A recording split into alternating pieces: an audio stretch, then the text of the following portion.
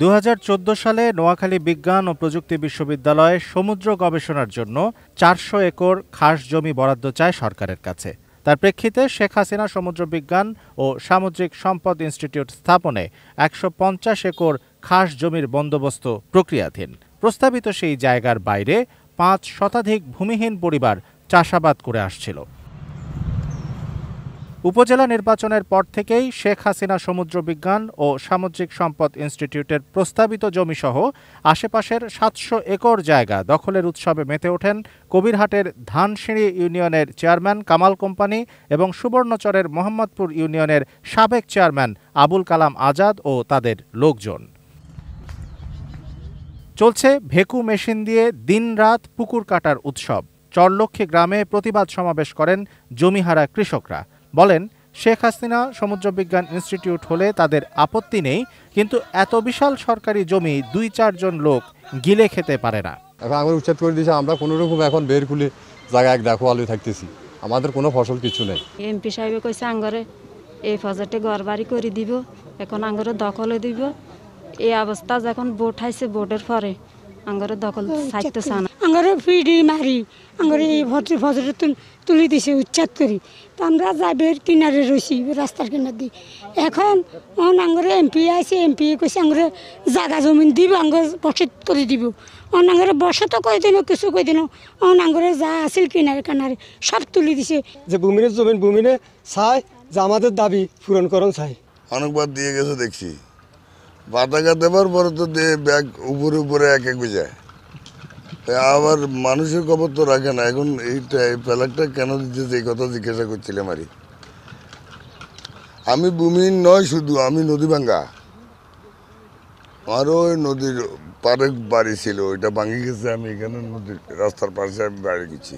বহুত হাজার হাজার ভূমিহীন নিয়ে বসবাস করছে। বৈশ গরু, ছাগল, ভেড়া, গরু গোতান বৈশ মোষ রাখি খেত। এখন এরা কারা, এর করে আমরা চিনি না। এরা আয় ফুট করি আয় ডোজার মেশিন দিয়ে মাড়ি গাড়ায় ফজর করতেছে। অভিযুক্ত এই 2 চেয়ারম্যানের একজন জানান, জমির মালিককে তারা সহযোগিতা করছেন মাত্র। নিশ্চিত যদি জমি নেই, এরা কাগজপত্র করি জমি কি বলেন, এটা পাওয়ার দিয়ে আমরা ধরে নিয়ে গেল যে আমার জমিটা একটু তদারকি করেন, কিন্তু যা ইনকাম হয় অর্ধেক আমার দিব, অর্ধেক গুনে নিয়ে। অবৈধ দখলের অভিযোগ পেয়ে 2 দফা অভিযান চালায় উপজেলা প্রশাসন। অভিযানে 11টি মাটি কাটার ভেকু মেশিন জব্দও করে ভ্রাম্যমাণ আদালত। এখন আছে আমরা যে স্পটে আছি, এখানে আছে আমরা দেখতে পাচ্ছি একটা চক্র আছে অবৈধভাবে দখলের চেষ্টা করতেছে। আমরা প্রশাসনিকভাবে আছে আমরা এটার মেইন ফোকাসটা হচ্ছে সমুদ্র কেন্দ্রিক গবেষণা, যেই গবেষণাটা করে আমাদের দেশের ব্লু ইকোনমিতে কন্ট্রিবিউট করবে। ব্লু ইকোনমিতে কন্ট্রিবিউট করলে আমাদের জিডিপি, আমরা এখন আমাদের প্রাইম মিনিস্টার উনি একটা হিসাব করে দেখেছেন যে এখন আমাদের যেই ল্যান্ডের জায়গা আছে সেইখান থেকে আমাদেরকে সমুদ্রে ইনভেস্ট করতে হবে। সমুদ্রের থেকে যদি আমরা আরোহণ করতে পারি তাহলে আমাদের জিডিপিটা অনেক বেশি বেড়ে যাবে। সেই জন্য আমাদের সরকারও চাচ্ছে যাতে আমরা গবেষণাটা সমুদ্রমুখী করি, এবং তার লক্ষ্যেই উনি এই প্রশাসনিক অনুমোদনটা দিয়েছে।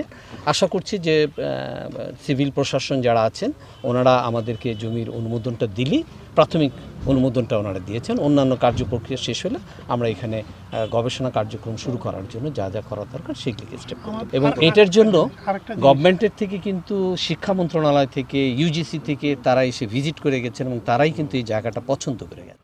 নোয়াখালী বিজ্ঞান ও প্রযুক্তি বিশ্ববিদ্যালয়ের উপাচার্য বলছেন, শেখ হাসিনা সমুদ্র বিজ্ঞান ও সামুদ্রিক সম্পদ ইনস্টিটিউটের জন্য প্রস্তাবিত খাস ভূমিতে অবৈধ স্থাপনা হতে পারে না।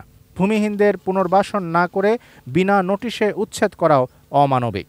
আমরা যাই কিছু করব, আমাদের উদ্দেশ্য কিন্তু দেশের। আমরা এখানে অনেক কিছু, এটা বিরাট প্ল্যান হয়েছিল আমাদের তরফ থেকে। এখানে হেলিপোর্ট হবে, এখানে শিপ আমরা কিনবো, অনেক কিছু। এগুলো আমরা চিন্তা করি না। আমি যেটা চিন্তা করি, গ্র্যাজুয়ালি আস্তে আস্তে আমরা যাব, মানুষজনকে নিয়ে তাদের আর্থসামাজিক পরিবর্তন সহকারে আমরা যাব, তাকে বিচ্ছিন্ন করে আমরা যাব না। Shamsul Arefin, desk report, ATN news.